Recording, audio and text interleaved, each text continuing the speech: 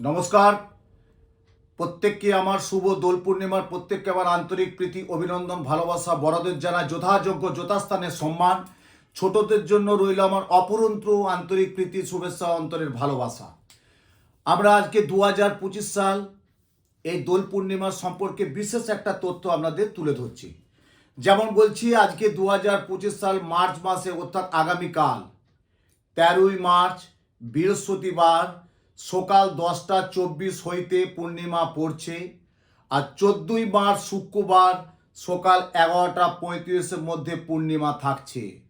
তাহলে আমরা যদি পূর্ণিমার ব্রত করি বা পূর্ণিমার নিশি রাত্রে যদি বলি সায়ন সন্ধ্যা, মানে নিশি সায়ন সন্ধ্যায় যদি আমরা নারায়ণের পুজো করি, শ্রীকৃষ্ণের পুজো করি, তাহলে আমরা কিন্তু বৃহস্পতিবার সন্ধ্যায় করতে পারবো। কিন্তু সেটা না, দোল পূর্ণিমাটা কিন্তু করছে 14ই মার্চ শুক্রবার, ওই দিন কিন্তু শুভ দোল পূর্ণিমা, অর্থাৎ দোল উৎসব শুভ 14ই মার্চ শুক্রবার। কিন্তু আমরা সন্ধ্যেবেলায় যখন পুজোটা করব তখন আমরা বৃহস্পতিবার, কেন? যেহেতু সকাল 10:24 গতে আমরা পূর্ণিমা পেয়ে যাচ্ছি, বৃহস্পতিবার যুক্ত পূর্ণিমা। এবারে এই দোল উৎসব দোল পূর্ণিমা সম্পর্কে আমি একটা বিশেষ কথা বলি। দেখুন, আমরা সারা বছর প্রতিটা যোগ পাই, কিন্তু এই দোল উৎসব শ্রী শ্রী শ্রীকৃষ্ণের যে দোল উৎসব, এবং এই দোল উৎসবটাকে আমরা আরেকটা বলি কি, শ্রী শ্রী গৌর পূর্ণিমা ব্রত। যেমন রাধা কৃষ্ণের যেমন দোল পূর্ণিমা, এবং এটাকে আমরা একটা শাস্ত্রমতে কি বলে থাকি, শ্রী শ্রী গৌর পূর্ণিমা ব্রত। এই দিন আপনাদের প্রত্যেককে সংসারের মঙ্গলের জন্য, যাদের অর্থনৈতিক খুব প্রচণ্ড একটু সমস্যার মধ্যে যাচ্ছে, শারীরিক খুব একটা ভালো যাচ্ছে না, পারিবারিক একটু সমস্যা দেখা দিচ্ছে, মানসিক একটা ডিপ্রেশন এসে যাচ্ছে, এবং অর্থের নৈতিক জায়গাটা আয়ের চেয়ে ব্যয় বেশি হচ্ছে, তাদের জন্য বলবো কালকে সন্ধ্যাবেলা অতি অবশ্যই, সকালবেলাও করতে পারে 10:24-এর পর, তাহলে সন্ধ্যাবেলায় অবশ্যই নারায়ণের একটু প্রসাদ করবেন, একটু সিন্নি দেবেন, এবং নারায়ণের একটু পায়েস করবেন, এবং রাধাকৃষ্ণের পুজো দেবেন, এবং ওই দিন একটু ব্রত করবেন, ব্রতপাস, যেটা পূর্ণিমার ব্রত, ওই দিন যদি করতে পারেন খুব ভালো হয়। নিরামিষ খেলে খুব ভালো হয়, কিন্তু হয়তো অনেকেই খেতে পারে না, সম্ভব না, হয়তো কোনো একটা অনুষ্ঠান বা কোনো একটা অনুষ্ঠান বাড়িতে গেছে কিন্তু খেতে পারে না, কিন্তু খেলে খুব ভালো হয়। ওই দিন কিন্তু দোল পূর্ণিমা। এই দোল পূর্ণিমার যেটা আমি একটা বিশেষ বলছি, আপনারা প্রত্যেকেই দোলে আনন্দ করুন, কিন্তু আনন্দর মধ্যে আনন্দে থাকবেন। যেমন আনন্দটা করবেন, সবাইকে শেয়ার করবেন, সবাইকে আনন্দটা নিয়ে করবেন। একক আনন্দ করতে যে যেমন কোনো একটা ঝামেলা বা কোনো একটা অশান্তি বা কোনো একটা বিশৃঙ্খলার বাতাবরণ যাতে না সৃষ্টি হয়, সেটা কিন্তু আপনাদের লক্ষ্য করতে হবে। নিজেরা যাতে সুখে শান্তিতে ভালোভাবে দোলটা উপভোগ করতে পারেন, তার জন্য আমি জ্যোতিষতন্ত্রের আধারে থেকে আমি মানুষকে সেইভাবে বলে থাকি। আর প্রত্যেককে দোলের উদ্দেশ্যে একটা কথা বলি, যে আমরা দোল তো বিভিন্ন রং ব্যবহার করে থাকি, কিন্তু কিছু রাশি লগ্ন অনুযায়ী যদি রংটা আপনারা ব্যবহার করতে পারেন, তাহলে সার্বিক খুব ভালো হবে। কি ভালো হবে? মানসিক দিকে খুব ভালো থাকবে, এবং আপনি যে দোলটা খেলছেন আনন্দ সহকারে, যদি আপনার সেই রাশি লগ্ন অনুযায়ী যদি একটু আবির রং আপনারা ইউজ করতে পারেন, বিভিন্ন রং থাকবে, তার সাথে যদি রাশি লগ্ন অনুযায়ী ওই আবির যদি একটু আপনারা ব্যবহার করতে পারেন, দেখবেন আপনার দিনটা খুব ভালো যাবে, খুব ভালো যাবে। 14ই মার্চ শুক্রবার দোল পূর্ণিমা। এবং প্রত্যেকের জন্য আমি আরেকটা কথা বলি, দোল যেটা আমরা রং দিয়ে থাকি, প্রত্যেকের আগে বাড়ির গুরুজনদের পায়ে দেবেন, বাড়ির গুরুজনদের আগে প্রথমে পায়ে দেবেন। তারপর বাড়ির যে দেবদেবী আছেন, বাড়ির যে ঠাকুর ঘরে যে দেবদেবী আছেন, যে বাড়িতে আপনার ঠাকুর ঘরে তারামা থাকে, রাধাকৃষ্ণ থাকে, লোকনাথ বাবা থাকে, নারায়ণ থাকে, বিভিন্ন যাই দেবদেবী থাকুক না কেন, সেই দেবদেবীর পায়ে আগে দেবেন। তাহলে প্রথমে দেবে বাড়ির গৃহস্থ যারা বয়স্ক মানুষ, তাদের পায়ে আগে আপনারা রং দেবেন। তারপর বাড়ির যে ঠাকুর দেবতা আছেন, বাড়ির যে গৃহস্থদের বাস্তুর যে ঠাকুর, সেই ঠাকুরে দেবেন। দেওয়ার পর আপনার যেটা রঙের খেলার, সেটা আপনারা অবশ্যই পালন করবেন। এরপরে যেটা আমি বলছি, রাশি লগ্ন অনুযায়ী যদি আপনারা ওই রংটা ব্যবহার করতে পারেন, দেখুন আজ থেকে 40, 50, 60 বছর আগে হয়তো এই জিনিসটা হতো না, কিন্তু এখন সোশ্যাল মিডিয়া এবং একটা কি বলবো, মানে সোশ্যাল মিডিয়ার যুগে কিন্তু প্রত্যেকেই বলছে, শাস্ত্রীজি আমার কোন রংটা শুভ, আমার কোন কালারটা শুভ, আমার কোন বারটা শুভ, আমার কোন দিকটা শুভ। তাহলে আমাকে অনেকেই প্রশ্ন করছে, আমি সেটাভাবে উত্তর দিয়ে থাকি। তাহলে আমি এখানে একজন জ্যোতিষতন্ত্রের ঘরানায় আছি, তাহলে আমাকেও বলতে হচ্ছে আমার এত অগণিত ইউটিউবের এত অগণিত আমার ভিউয়ার্স আছে, প্রত্যেকে যারা আমার প্রোগ্রামটা দেখেন, তা তাদের জন্য বলবো আপনারা বিভিন্ন রং বিভিন্ন ইউজ ব্যবহার করুন। তার সাথে যদি সেই রাশি লগ্ন অনুযায়ী রংটা আপনারা একটু সাথে রাখতে পারেন, তাতে কি হবে, আপনার মনের মনোযোগ বাড়বে, মনের বল বাড়বে, কিছু অশুভ যদি কোনো থাকে সেই ভাইব্রেশনটা কেটে যাবে, মানে কোনো যদি নেগেটিভ থাকে সেটাকে আপনি পজিটিভ নিয়ে চলে আসবে।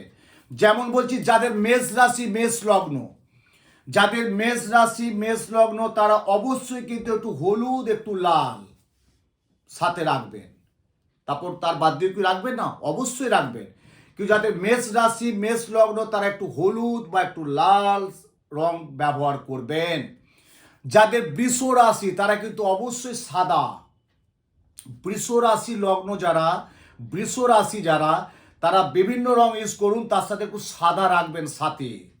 যাদের মিথুন রাশি বিভিন্ন রং ইউজ করুন, যাদের মিথুন রাশি মিথুন তারা একটু সবুজ রং ব্যবহার করবেন, সবুজ রং সাথে রাখবেন। যাদের কর্কট তারা কিন্তু বিভিন্ন রং ব্যবহার করবেন, তার সাথে আবার একটু সাদা রং ব্যবহার রাখবেন, সাদা রংটা একটু রাখবেন। যাদের সিংহ রাশি, যাদের সিংহ রাশি সিংহ লগ্ন বিভিন্ন রং ইউজ করবেন, তার সাথে ধূসর কালারে একটা রং পাওয়া যায়, সেই ধূসর কালারের রংটা কিন্তু সাথে রাখবেন। যাদের কন্যা রাশি কন্যা লগ্ন বিভিন্ন রং ব্যবহার করুন, তার সাথে সবুজটা করবেন, সবুজ রংটা একটু সাথে রাখবেন। যাদের তুলা রাশি তুলা লগ্ন বিভিন্ন রং ইউজ করুন, তার সাথে একটু সাদাটা ইউজ করবেন, সাদা রংটা সাথে রাখবেন। যাদের বৃশ্চিক রাশি লগ্ন বিভিন্ন রং ইউজ করুন, তার সাথে ভালো থাকার জন্য ভালো রাখার জন্য আপনি নিজের ভালো সুরক্ষিত থাকার জন্য একটু লাল বা একটু হলুদ রং সাথে রাখবেন। যাদের ধনু রাশি ধনু লগ্ন তারা অবশ্যই কিন্তু লাল, ধনু রাশি ধনু লগ্ন লাল আবির রংটা সাথে রাখবেন, তার সাথে বিভিন্ন রং রাখতেই পারেন। যাদের মকর রাশি তারা অবশ্যই কিন্তু বিভিন্ন রং ব্যবহার করুন, তার সাথে ব্লু আবিরটা রাখবেন, ব্লু। যাদের মকর রাশি মকর লগ্ন তারা ব্লু আবিরটা একটু সাথে রাখবেন। যাদের কুম্ভ রাশি কুম্ভ লগ্ন বিভিন্ন রং ব্যবহার করুন, তার সাথে আমি বলছি আপনারা নীল রংটা ইউজ করুন, নীল, কুম্ভ রাশির নীল রংটা ইউজ করবেন বা ব্লু, নীলটা করলে খুব ভালো হয়, নীল রংটা কুম্ভ রাশি কুম্ভ লগ্নের জন্য ব্যবহার করবেন বা সাথে রাখবেন। যাদের মীন রাশি তারা কিন্তু অবশ্যই হলুদ ব্যবহার করবেন, হলুদ রংটা তারা সাথে রাখবেন, বিভিন্ন রং ব্যবহার করুন, তার সাথে হলুদ রংটা ব্যবহার করবেন। আমি যে রাশি লগ্ন অনুযায়ী যে কালারটা বললাম ওইটা অবশ্যই সাথে রাখবেন।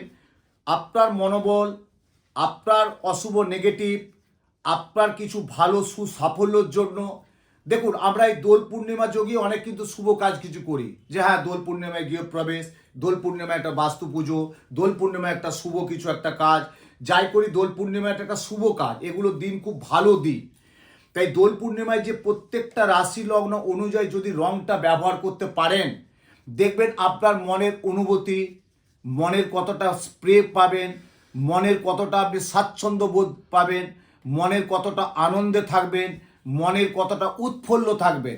সব রং ব্যবহার করুন, তার সাথে যে রাশি লগ্ন অনুযায়ী যেটা আমি বললাম ওটাকে আপনারা সাথে রাখবেন, সেই রংটা সাথে রেখে প্রত্যেকের সাথে সুন্দর একটা মেল বন্ধন, উৎসব মানে একটা আনন্দ, উৎসব মানে একটা মহা আনন্দ, সে আনন্দ মনে যদি আমরা সবাই মিলে ভাগ করে নিতে পারি এবং প্রত্যেকে একটা সুসম্পর্ক, ভ্রাতৃত্বের একটা সুসম্পর্ক, বয়স্কদের একটা সুসম্পর্ক, বয়স্কজনিত মানুষের সাথে একটা সুসম্পর্কে বজায় রাখা, পারিবারিক যে একটা সুসম্পর্ক বজায় রাখতে পারা যায়, সেটাই কিন্তু দোলের বসন্ত উৎসব বলি কেন, বসন্ত উৎসব একটা বিশাল প্রাধান্য, বিশাল গুরুত্বপূর্ণ, বিশাল কিছু একটা ব্যাপার আছে।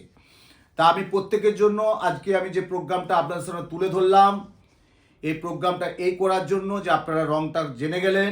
এবার যদি আপনাদের বুঝতে না অসুবিধা হয় আপনারা ইউটিউবে যাবেন, আমার প্রোগ্রামটা দেখবেন, দেখে প্রোগ্রামটা যখন আমি বলবো তখন আপনারা একটু লিখে নেবেন, লিখে নিলে আপনাদের পক্ষে সুবিধা হবে। প্রত্যেকেই ভালো থাকুন, সুস্থ থাকুন, সুন্দর থাকুন, আনন্দে থাকুন, সাথে থাকুন শুভ দোল পূর্ণিমার। নম নারায়ণ বিশ্রামে নম, নম রাধাকৃষ্ণায় নম, নম ভগবতে বাসুদেবায় নম, নম শ্রীকৃষ্ণায় নম, নম শ্রী শ্রী গৌর হরি নম। প্রত্যেকে আনন্দ থাকুন। জয় মা।